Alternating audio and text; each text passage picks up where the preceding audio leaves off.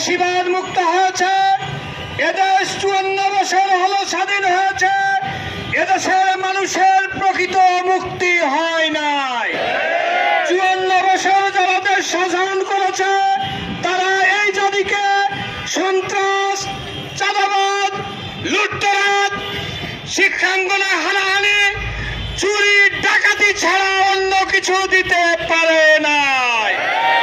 আমরা অঙ্গীকার করতে এসেছি, যদি এই জাতি এবার জামাত ইসলামীকে 5 বছরের জন্য এ দেশের দায়িত্ব দেয়, আমরা জাতির কল্যাণ করে ছাড়বো ইনশাল্লাহ।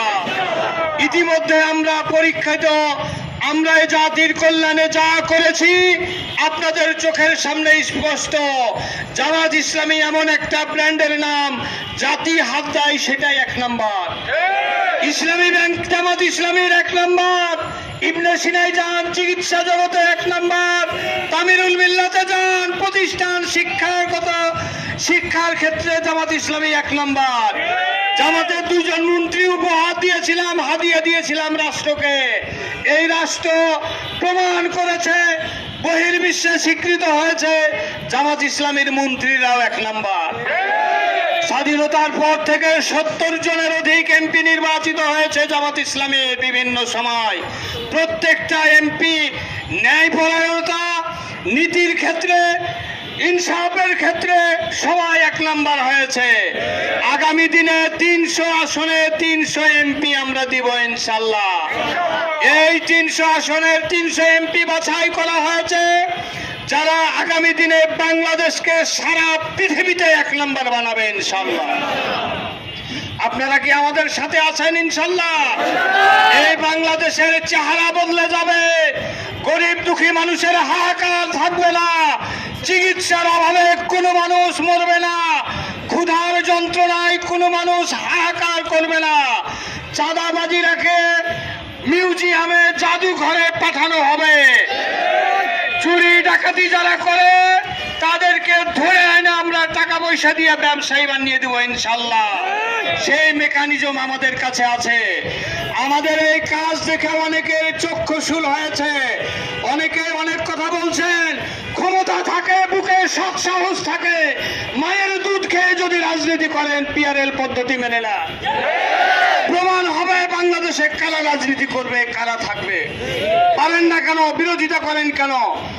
আমরা বলেছি দুর্নীতি বন্ধ করতে হবে, আপনাদের গলা বন্ধ কেন? দুর্নীতি করার ক্ষেত্রে যারা আগামীতে এই কাজ করার জন্য নিজেদেরকে স্থির রেখেছে তারাই দুর্নীতির বিরুদ্ধে কথা বলতে পারে না। আমরা বলেছি যে এই দেশে বিচার করতে হবে গণহত্যার। হাজার হাজার মায়ের মুখ খালি হয়েছে, এই বিচারের ব্যাপারে মুখ খুলেন না কেন? এই বিচার না হওয়া পর্যন্ত বাংলার জমিনে কোনো নির্বাচন বরদাস্ত করা হবে না। সংগ্রামী ভাইরা, সরকারকে বলবো, বর্তমান সরকারকে, গণহত্যার বিচার প্রয়োজনীয় সংস্কার করতে এত দেরি হয় কেন? আপনি তো কারো চোখ রাঙানি শোনার কথা ছিল না।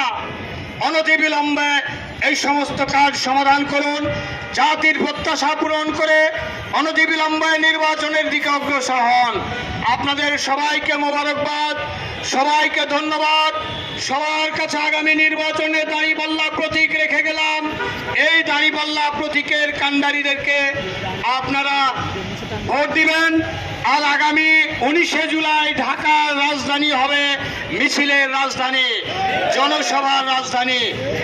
আগামী গত 5ই আগস্টে ঢাকা শহরের যে অবস্থা হয়েছিল, আপনারা সবাই স্বতঃস্ফূর্তভাবে 19শে জুলাই সোহরাওয়ার্দী উদ্যানের এই সমাবেশকে সফল করবেন, এই কামনা করে, আপনাদের সবার সুস্থতা কামনা করে আমি আমার কথা শেষ করছি।